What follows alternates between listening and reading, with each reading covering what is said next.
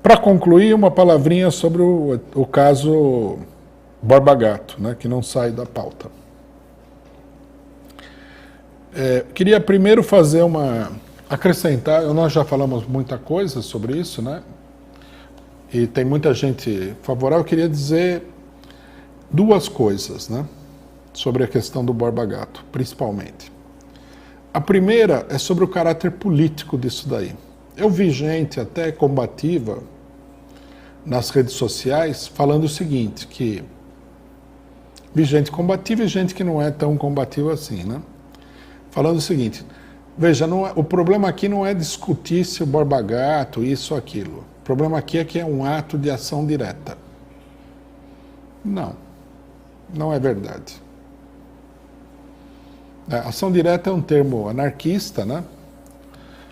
E seria representado justamente por isso daí. Você vai lá e ataca um prédio, seria ação direta, e outras coisas.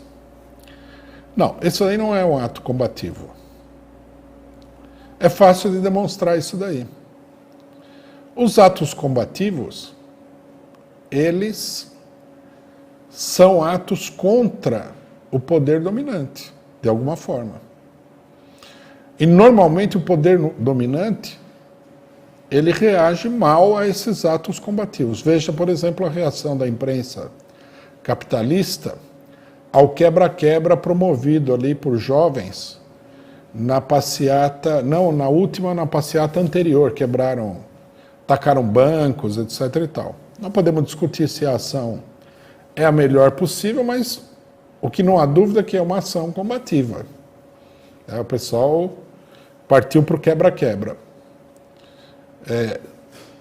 Apropriado ou não, oportuno ou não, é uma ação combativa. A imprensa ficou totalmente contra.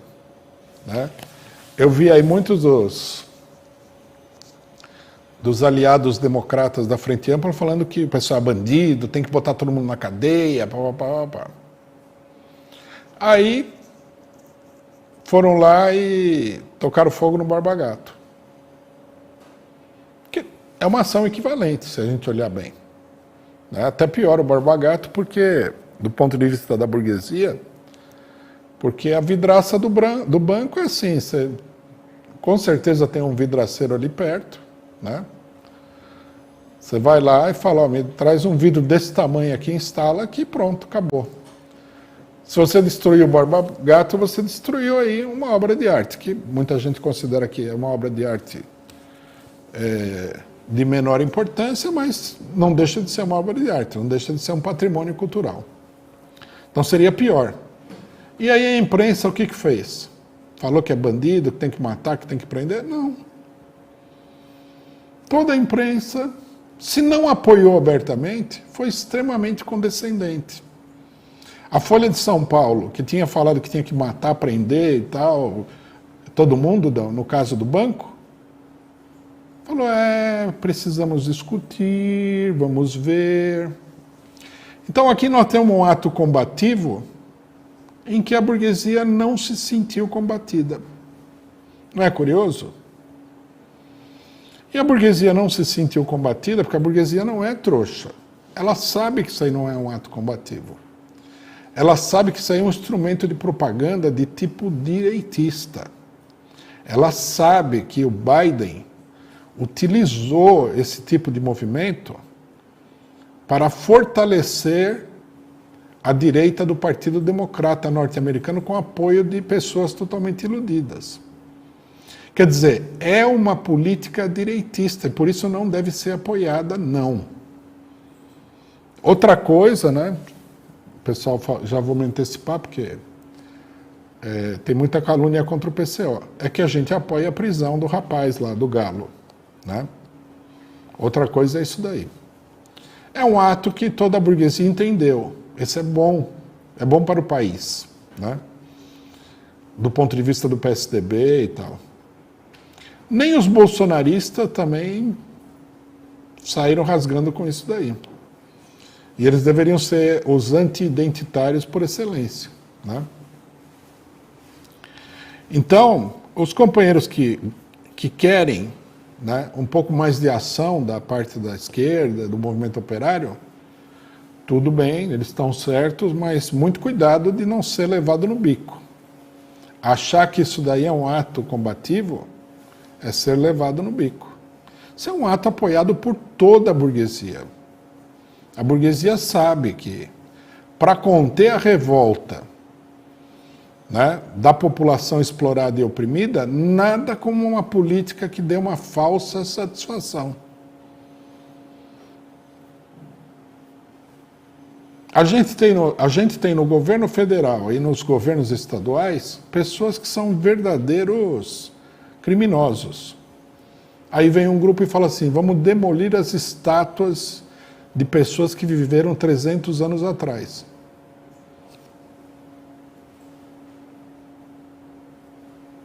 Né?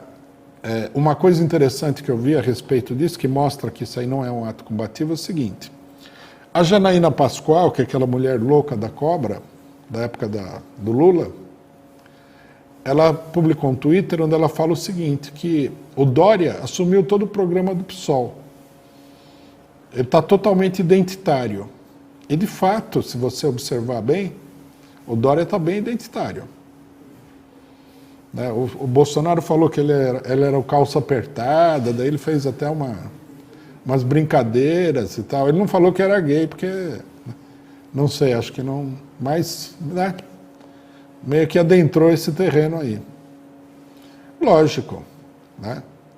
Para o pessoal direitista e criminoso, nada melhor do que aparecer como o defensor do negro, da mulher, do gay, do índio, sendo que eles não defendem nada, não vão defender nada, nunca defenderam nada.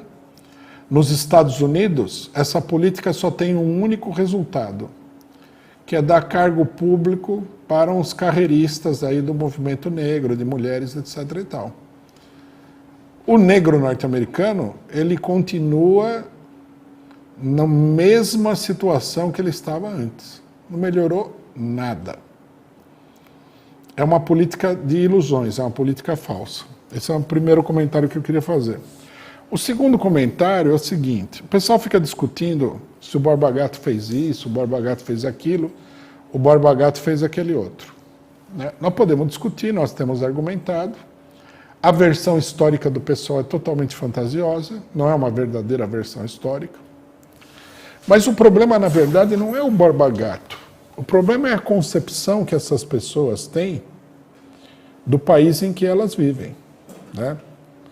Então, a gente tem que colocar para todos os identitários e os defensores uma pergunta que é o seguinte. Esses identitários, eles dizem o seguinte, o Brasil, ele não foi descoberto pelos portugueses, ele foi invadido. Quer dizer, isso aqui não foi o princípio, né, da construção de uma grande nação de língua portuguesa e de cultura portuguesa com a mistura dos povos que havia aqui, numa certa medida, dos escravos que foram trazidos para cá. E dessa confusão histórica toda, nasceu o Brasil, que é o país em que todos nós vivemos. Agora, se eu falo que a cultura portuguesa foi uma invasão, né, e eu falo mais, que tem que derrubar a estátua do Pedro Álvares Cabral, que não matou ninguém aqui, né, que eu saiba, pelo menos. Se ele matou, foi muito pouco. Né? Não sei se ele matou em outro lugar também, não sei. Não sei qual é o nível de violência que ele exerceu em toda a sua existência, nunca ouvi falar disso daí.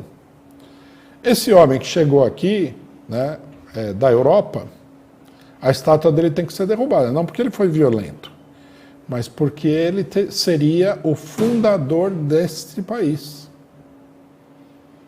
Então é preciso colocar o seguinte, primeiro que eu acho que os identitários deveriam abrir o jogo. Eles querem revogar a existência da nação brasileira? Essa é uma pergunta. Segunda pergunta, o que eles vão colocar no lugar? Eles vão botar tudo abaixo e vão começar do zero? O que exatamente que eles querem fazer? Porque isso aí não está claro, mas eles falam isso. Né? Não é só os bandeirantes, também o Pedro Álvares Cabral. Se a gente for ver, conhecendo bem o pessoal, é tudo ruim. Brasil é tudo ruim. né? A gente vê que a direita tem essa mentalidade, né? Tem o famoso caso do Dallagnol. No Brasil só veio gente podre.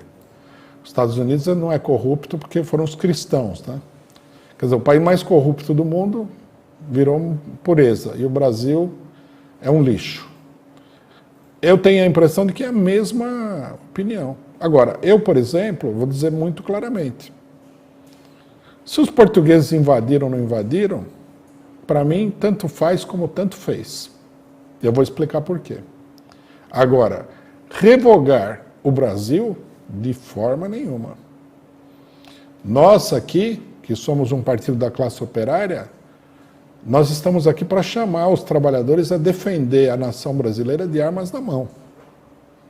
Não vamos adotar uma ideologia de que a nação brasileira tem que ser riscada do mapa, porque por uma ideia totalmente sem pé nem cabeça de pessoas ignorantes que querem mudar o mundo todo para conseguir um cargo no parlamento, né? Isso precisaria ficar claro.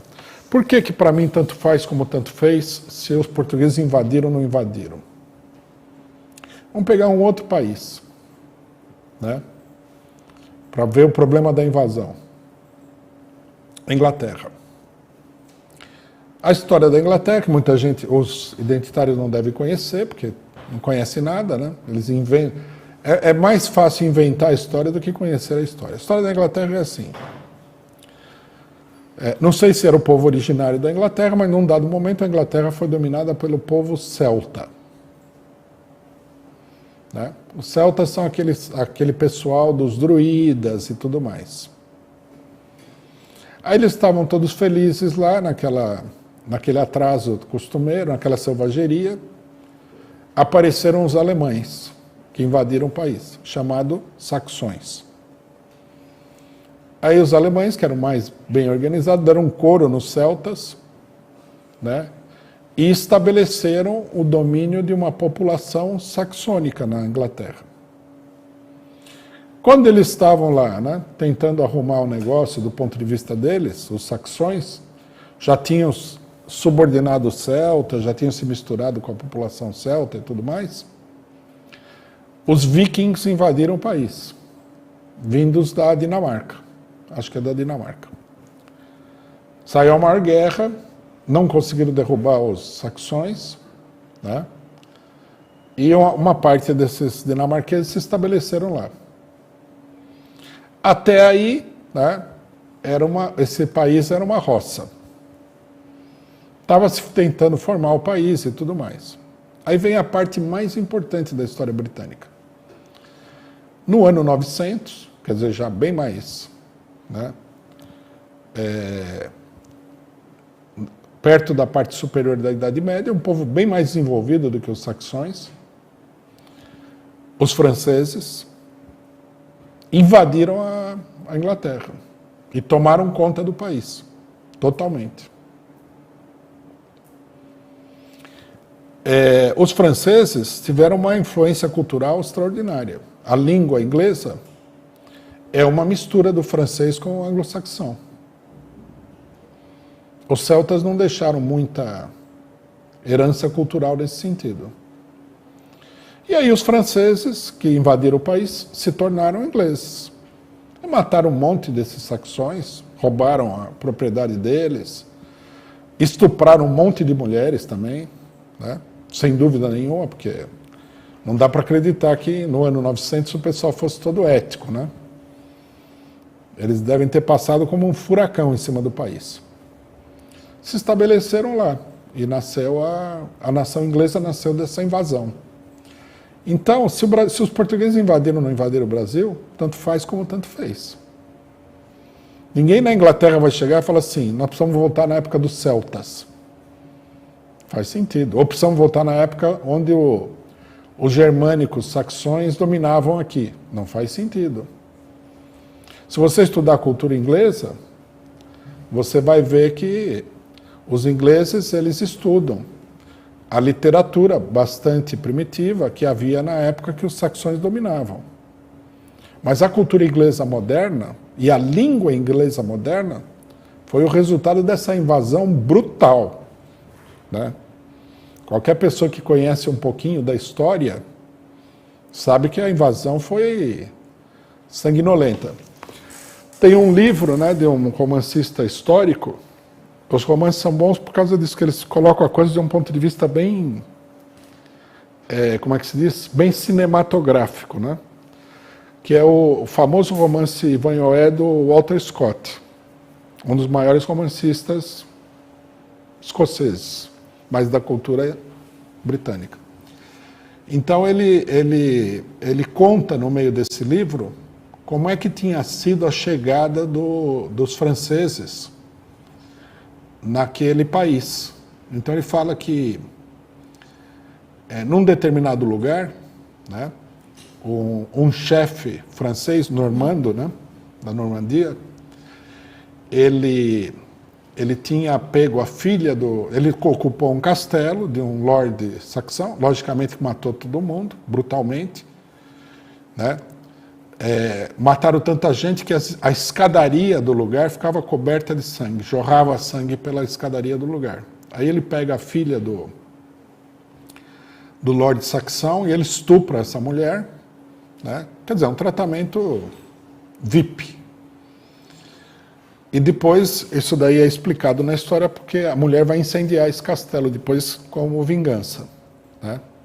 Agora, dá para você falar, vamos desfazer toda a cultura da Inglaterra, porque foi o resultado de uma sequência de invasões brutais, porque naquela época o pessoal era muito brutal, mais do que no século XVII aqui. Então não faz sentido isso. É uma ideologia besta. Se o Brasil fosse um Haiti, por exemplo, que tinha um pingadinho de brancos, e todo mundo era preto, os pretos se revoltarem e matarem os brancos, até faz sentido, que era um punhadinho de gente. O Haiti, a população branca no Haiti é praticamente zero. Então você fala, eu quero uma nação negra. Se for na África do Sul, faz mais sentido esse tipo de reivindicação. Apesar de que os brancos estão lá já há bastante tempo. Mas faz algum sentido, quer dizer, o branco não quer o negro não quer o branco. Mas no Brasil, quem que nós vamos expulsar daqui? Se é todo mundo misturado. Vamos expulsar alguém? Vamos colocar alguém no... Qual é o sentido dessa ideologia? A gente vê que isso aí é uma fantasia intelectual de pessoas totalmente ignorantes, que não têm a menor noção do que é o mundo, do que é a história, né? O Brasil é o resultado, como todos os países do mundo, já falei isso, né? Como a Inglaterra, por exemplo, de muito tempo de violência. Eu nunca ouvi falar de nenhum país que tenha sido formado pacificamente. Nenhuma das nações modernas tem um passado de paz, de tranquilidade, de amor. E nem por isso todo mundo quer abolir todas as nações modernas, porque você vai abolir o mundo. Agora, do ponto de vista prático, essa atitude com o Brasil é uma atitude, digamos assim, antinacional, vamos dizer assim. Não que nós sejamos nacionalistas, mas a atitude antinacional é uma atitude que joga água no moinho do imperialismo. A quem interessa? Não é a pergunta que todo mundo faz, né? Não é no direito romano, cui bono, cui prodest. A quem interessa? A quem interessa falar que o Brasil não é uma verdadeira nação? Que o Brasil não tem o direito histórico de ser uma nação? Aos inimigos do Brasil. Quem são os inimigos do Brasil? São os paraguaios? Não. O imperialismo. O imperialismo gostaria de dividir o Brasil. Você começa com essa conversa mole e amanhã vem gente aí e fala assim, não, vamos tirar a Amazônia, ali só tem índio, papapá, que é mentira, né? Tá cheio de gente lá que não faz parte da população indígena. Tem mais gente que não é índio do que índio, mas enfim. Precisa tomar muito cuidado com isso daí, né? As pessoas têm que pensar quando elas vão elaborar uma política, não só que a política é bonitinha, né, que a Folha de São Paulo aplaude, etc. e tal, que o PSOL adora, e que dá voto para um determinado setor da classe média, mas tem que pensar nas consequências reais dessa política.